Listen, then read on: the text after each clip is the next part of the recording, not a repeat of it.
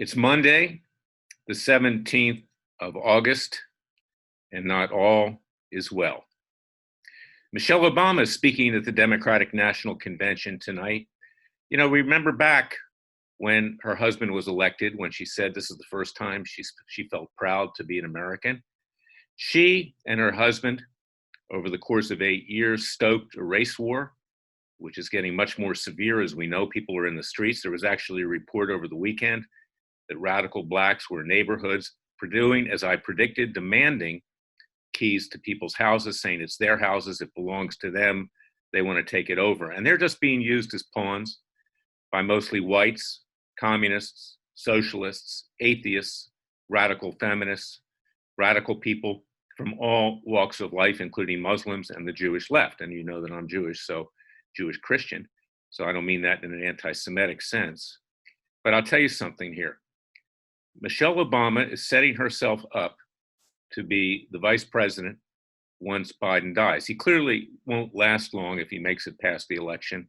He's got some kind of brain problem, probably the onset of Alzheimer's.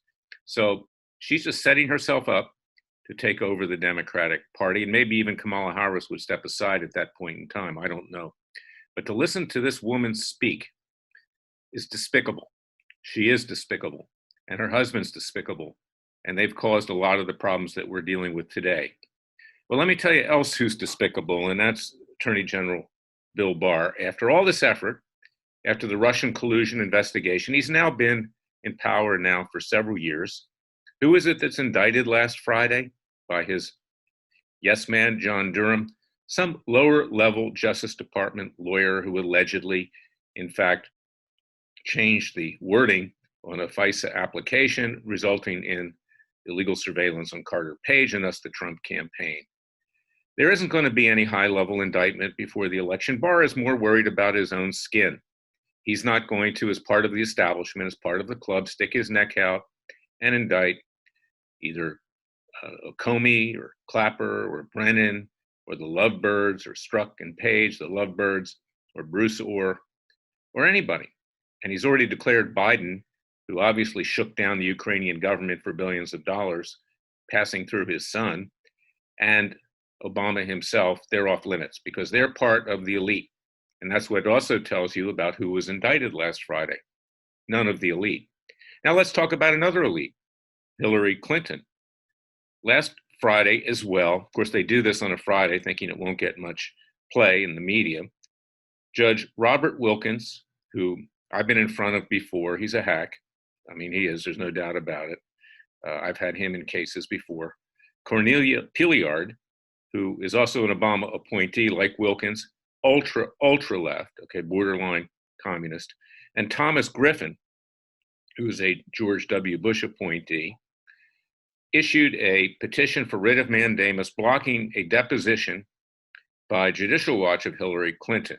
Now, I got to tell you something here. This case is going on 8 years. It deals with Benghazi.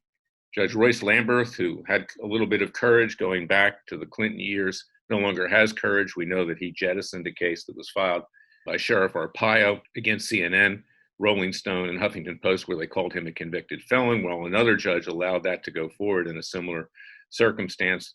Lamberth has lost his nerve. And frankly, he never had that much nerve to begin with because he never gave us the deposition of Hillary Clinton, even though she was the mastermind of Filegate when I founded and ran Judicial Watch back in the 1990s. Well, Lamberth messed around for, 8 years with this case. And frankly, at this point, it's lost a lot of its steam. Probably a lot of people don't care. But these very partisan judges protected Hillary Clinton. And Hillary Clinton, of course, was going to be deposed by Judicial Watch. They don't really have a trial lawyer over there, so I don't know how much the deposition would have done any good anyway. But the reality is that this was an outrage. And what did Wilkins write for the majority? Oh, Hillary Clinton, I'm just paraphrasing, has been persecuted enough. She had to testify in front of Congress, for 11 hours, and this and that, and it's a matter of the past, and we don't care, and blah, blah, blah. But you know what? It doesn't matter whether you're Democrat or Republican. They protect each other because there by the grace of God go thee. And should Trump lose this election, then the Republicans will be looking to the Democrats to protect them and vice versa. they can simply jingle the change. They can go on Fox News, or they can go on MSNBC or CNN, the communist news network, and boost themselves, get themselves reelected, get more campaign contributions. With more campaign contributions probably come in many instances bribes under the table. That's the way it works. We know it happens. So this is what we're talking about right now, top to bottom. Okay, the establishment in Washington, D.C. is corrupt to the core. The government is corrupt to the core. That's one thing that left and right can agree on. And you see the complete charade that goes on every single day, and it gets promoted by people like Hannity, who is basically the shill for the president. But really something's happening here when you can see there's nothing happening. And on top of that, we have Michelle Obama now, who's rearing her ugly head yet again. Couple that with the fact that there's no real action on China. China continues to destroy this country and the rest of the world, except for our COVID-19 class action in Dallas, Texas, soon to be filed one in Florida as well. We have one in Jerusalem, Israel. Go to freedomwatchusa.org and join our Justice League and sign up for our class actions. See if you qualify. Support our other hard-hitting cases, our citizens' grand juries, because we will bring Comey and the rest of them to the bar of justice. We will get them indicted, tried, convicted, and sentenced, and seek to mete it out peacefully and legally.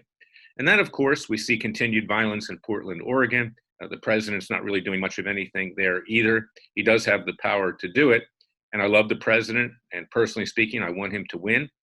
The polls are narrowing. So if he really wants to take a lead right now, take some affirmative action here. I'm not talking about the kind that send people to colleges and universities without adequate financial and academic background. But I'm talking about affirmative action in terms of actually doing something. And it's your Freedom Watch, which is doing something. In Philadelphia, we brought a case against the DA, who was, in fact, elected with the money of George Soros, with the mayor, ultra-leftist, and the police chiefs there, also ultra-leftist. Not coincidentally, Danielle Outlaw, great name, isn't it? That's the new police chief. She comes from Portland, Oregon. Outlaw, great family name. Apropos, we brought a case for reverse discrimination against white, male, and other cops. And they've been fired just based on their social media postings, which weren't racist at all.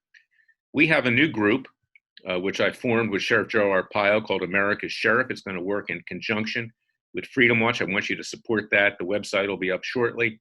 It'll be a 501c3. And this is something that's very important because we need to protect our police as these radicals, these terrorists, domestic terrorists, these communist socialists will soon be in your neighborhood demanding the keys, or they'll kill you too. So I wish I had a better message right now, but I don't. And I'm going to tell you the truth always. I'm not going to tell you rosy predictions to get you to tune in. But listen and share this podcast far and wide. And you can go to freedomwatchusa.org, radioamerica.com. You can go to Spotify, Roku, Parler, Parler, Twitter, Facebook. Get it out far and wide. Join Freedom Watch's Justice League. We are your Justice Department. And just take heed of the extreme corruption and rot in our nation's capital and on the federal bench. And you can see exactly what I'm talking about. It's what Jefferson predicted. He predicted we someday be back in a revolutionary state. He was right. We are trying to do it peacefully and legally. Actually, Jefferson thought that it would need to shed the blood of patriots. I want to do it peacefully and legally. God bless you. God bless your family. And stay safe. And thank you for listening to me. God is with us, and we will prevail if we help ourselves. I'll be back tomorrow with another special podcast. O'Reilly. This is Derek's O'Reilly Auto Parts story. After the third time jump-starting my car, I finally realized my battery was dying. So I stopped by O'Reilly to have it checked. They tested it right there in the parking lot. It was bad, real bad. But they helped me find the right battery for my car and even installed it for free. Now my car starts like new. O'Reilly Auto Parts. Come into CVS today and get free flu shots for the whole family. Plus, get a $5 off $20 shopping pass with each one. Visit CVS today. No cost flu shots with most insurance. Restrictions apply. Visit CVS.com for details.